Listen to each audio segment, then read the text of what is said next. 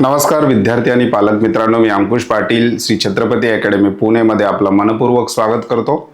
महाराष्ट्र राज्यातील ज्या विद्यार्थ्यांनी BAMS, BHMS, BUMS या कोर्सेसला ॲडमिशन घेतलेलं आहे किंवा जे विद्यार्थी नीट UG 2026 ची परीक्षा दिल्यानंतर BAMS, BHMS, BUMS यासारख्या आयुष कोर्सेसला ॲडमिशन घेण्यासाठी इंटरेस्टेड आहेत, अशा विद्यार्थ्यांसाठी एक महत्त्वाची बातमी येते आहे।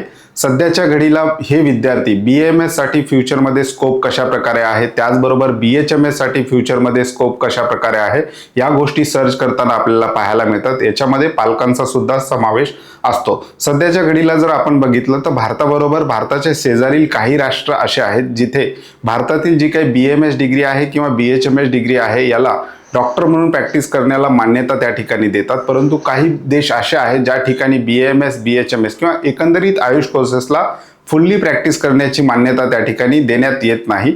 या दृष्टीने विचार करून भारत सरकारने काही महत्त्वाचे पावलं उचललेले आहेत जे या विद्यार्थ्यांसाठी अतिशय महत्त्वाचे आहेत।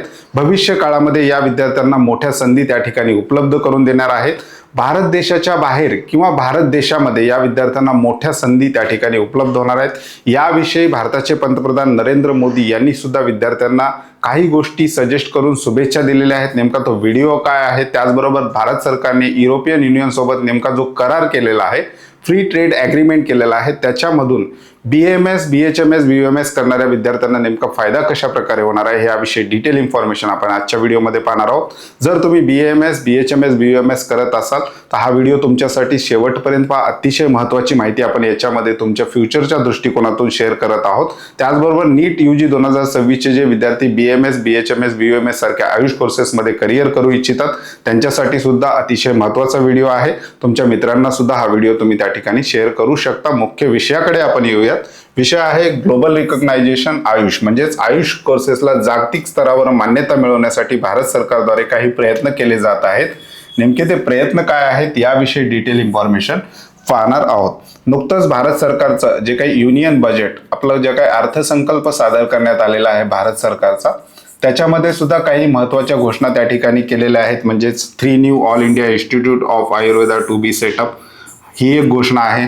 त्याचबरोबर अपग्रेडिंग आयुष फार्मसीज ही एक महत्त्वाची घोषणा आहे। त्याच्यानंतर upgrading WHO global traditional medicine centre in Jamnagar ही एक महत्त्वाची घोषणा आहे। त्या काही घोषणा आहेत, परंतु नुकताच भारत सरकारने India European union free trade agreement केलेला आहे।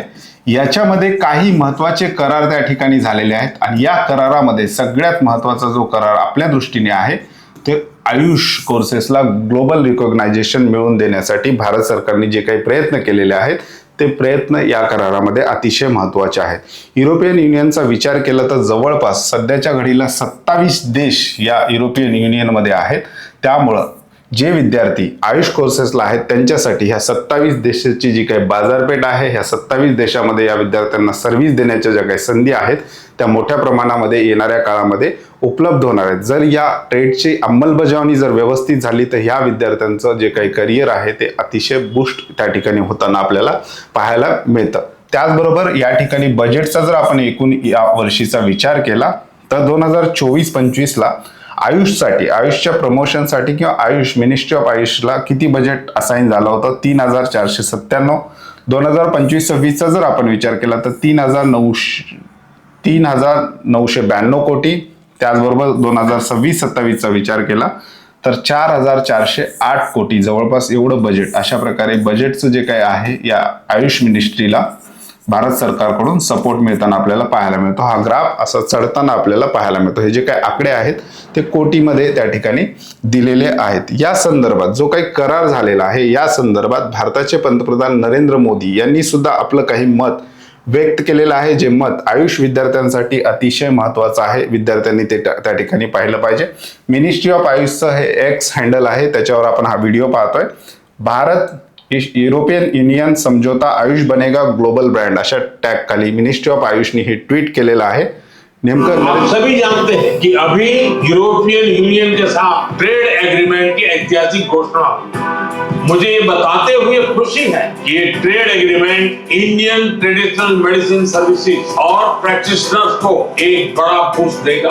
ईयू मेंबर स्टेट में जहां रेगुलेशंस मौजूद नहीं है, वहां हमारे आयुष प्रैक्टिशनर भारत में हासिल की गई अपनी प्रोफेशनल क्वालिफिकेशन के आधार पर अपनी सर्विसेज प्रदान कर सकेंगे। इसका बहुत बड़ा लाभ आयुर्वेद और योग से जुड़े हमारे युवाओं को होगा। इस एग्रीमेंट से यूरोप में आयुष वेलनेस सेंटर्स की स्थापना में भी मदद मिलेगी। आयुर्वेद आयुष से जुड़े आप सभी महानुभावों मैं इस एग्रीमेंट की बधाई देता हूं। तर अतिशय महत्वाचं ॲग्रीमेंट त्या ठिकाणी झालेलं आपल्याला पाहायला मिळतं, ज्याची दखल संपूर्ण देशामध्ये त्याचबरोबर देशाच्या बाहेर सुद्धा घेताना पाहायला मिळते। आता इंडिया आणि युरोपियन युनियन नेमकं फ्री ट्रेड ॲग्रीमेंट काय आहे, याचा फायदा विद्यार्थ्यांना कशा प्रकारे होणार आहे, याविषयी थोडक्यात आपण पॉइंट्स बाय पॉइंट्स समजून घेणार आहोत।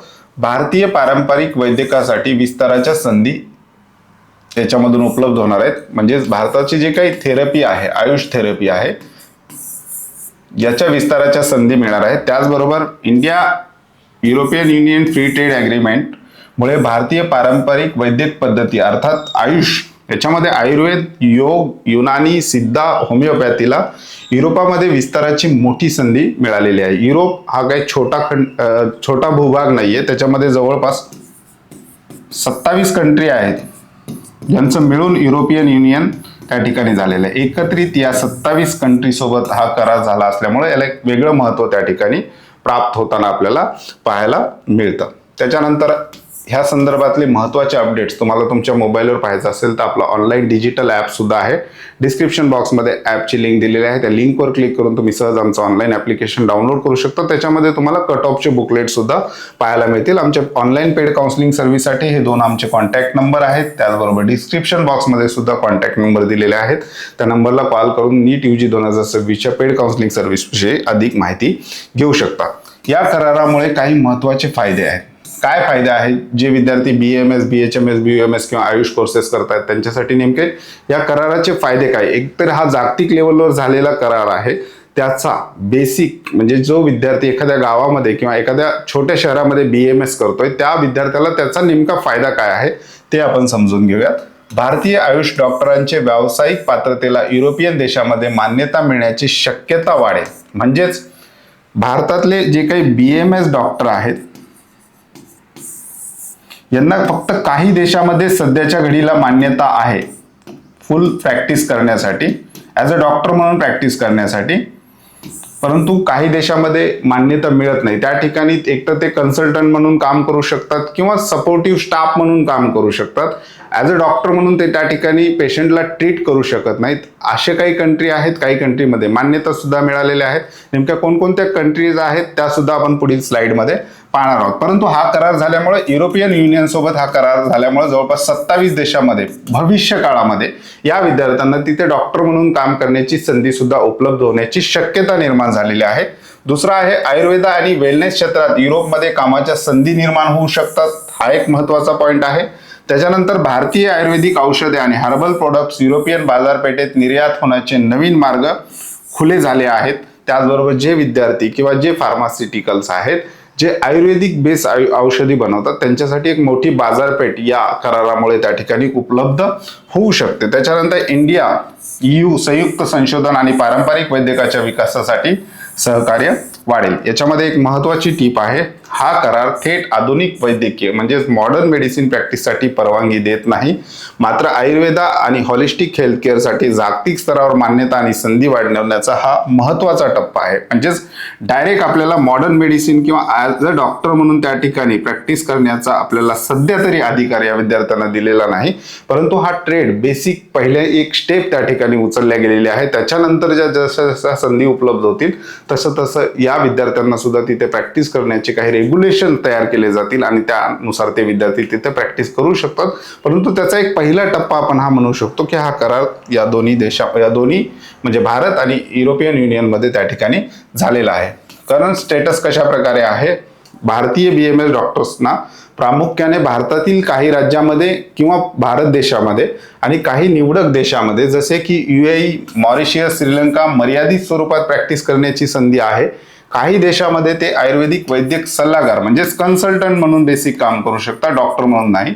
परंतु पूर्णपणे स्वतंत्र डॉक्टर म्हणून प्रॅक्टिस करण्यासाठी स्थानिक कायद्यानुसार अतिरिक्त पात्रता किंवा मान्यता आवश्यकता आहे. नेमक्या कंट्रीज काय आहेत ते सुद्धा आपण चार्ट पाहणार आहोत. 2 प्रकारच्या कंट्री आहेत, म्हणजेच आपण BAMS किंवा आयुष करणाऱ्या विद्यार्थ्यांना जे प्रॅक्टिस करण्याची मुभा देतात आणि प्रॅक्टिस करण्याची मुभा देत नाही, अशा प्रकारच्या कंट्री, त्याला आपण 2 टाईप्समध्ये पाहूया. एक आहे जे डायरेक्ट डॉक्टर म्हणून मान्यता देतात. ते नेमकं काय काय अधिकार या विद्यार्थ्यांना देतात किंवा या डॉक्टर्सना देतात. Major diagnosis, emergency, surgery, ICU allowed नाही असे, म्हणजे ज्या कंट्रीमध्ये हे अलाउड नाहीत अशा काही कंट्री आहेत. त्याच्यानंतर तुम्ही सपोर्टिव्ह हिलर थेरपिस्ट म्हणून काम करू शकता, अशा प्रकारच्या काही कंट्री आहेत. आणि काही कंट्री फुल अधिकार सुद्धा या डॉक्टर्सना त्या ठिकाणी देतात. हे कंट्रीचा चार्ट आहे. हा चार्ट आपल्या ऑनलाईन ॲप्लिकेशनमध्ये मी तुम्हाला देणार आहे. कंट्री वाईज तुम्ही बघू शकता कुठे कुठे रिकॉग्नाइज आहे. इंडियामध्ये तर फुल्ली रिकॉग्नाइज आहे आयुष, कारण ही भारतीय थेरपी असल्यामुळे इथे फुल्ली रिकॉग्नाइज आहे. नेपाळमध्ये रिकॉग्नाइज आहे, श्रीलंकामध्ये रिकॉग्नाइज आहे, बांगलादेशमध्ये रिकॉग्नाइज आहेत. हे भारत आणि भारताच्या शेजारील राष्ट्र जे आहेत याच्यामध्ये नेपाळ, श्रीलंका, बांगलादेश या ठिकाणी हे विद्यार्थी ते डॉक्टर म्हणून काम करू शकतात. परंतु काही कंट्रीज आहे जसं UAE मध्ये अल्टरनेटिव्ह मेडिसिनर म्हणून काम करू शकतात. या ठिकाणी तुम्हाला लायसन्स एक्झाम द्यावी लागते, DHA, HAAD, MOH अशा प्रकारे. त्याचबरोबर स्ट्रिक्ट रेग्युलेशन आहे, क्लिनिक अलाउड आहे, परंतु ह्या लायसन्सिंग एक्झाम त्या ठिकाणी क्रॅक करावं लागतात. वेगवेगळ्या कंट्रीज आपण या ठिकाणी लिहिलंय. कतरमध्ये लिमिटेड ॲसेस आहे, ओमनमध्ये लिमिटेड आहे, त्याच्यानंतर बहरीनमध्ये लिमिटेड आहे, मलेशियामध्ये रिकॉग्नाइज आहे. इंडिपेंडंट प्रॅक्टिस करू शकता. रजिस्ट्रेशन या ठिकाणी आवश्यक आहे त्या कंट्रीचं. ट्रॅडिशनल कॉम्प्लिमेंटरी मेडिसिन तुम्ही या ठिकाणी प्रॅक्टिस करू शकता. हे देशवाईज आपण चार्ट बनवलेला आहे. हा चार्ट तुम्हाला आपल्या ऑनलाईन ॲप्लिकेशन किंवा डिस्क्रिप्शन बॉक्समध्ये व्हॉट्सअप ग्रुपची लिंक दिलेली आहे. त्या लिंकवर क्लिक करून हा चार्ट तुम्ही त्या ठिकाणी पाहू शकता. त्याच्यानंतर पुढे जाऊयात. सिंपल अंडरस्टँडिंग आहे जो चार्ट मी दाखवलेला आहे. फुल्ली डॉक्टर्स राईट्स आपल्याला कुठल्या कुठल्या कंट्रीमध्ये मिळतात. भारतामध्ये मिळतात, नेपाळमध्ये मिळतात, श्रीलंकेमध्ये मिळतात आणि बांगलादेशमध्ये मिळतात. या ठिकाणी फुल्ली डॉक्टर राईट्स तुम्हाला मिळतात. लायसन्स देऊन प्रॅक्टिस करणाऱ्या काही कंट्री आहेत ज्या आपल्याला ॲक्सेप्ट करतात. UAE आहे, मलेशिया आहे, गल्फ कंट्रीज आहे. याच्यामध्ये फुल्ली डॉक्टर प्रॅक्टिस असं नाही. या ठिकाणी तुम्ही कन्सल्टिंग किंवा कॉम्प्लिमेंटरी सपोर्ट म्हणून या ठिकाणी काम करू शकता लायसन्स मिळाल्यानंतर.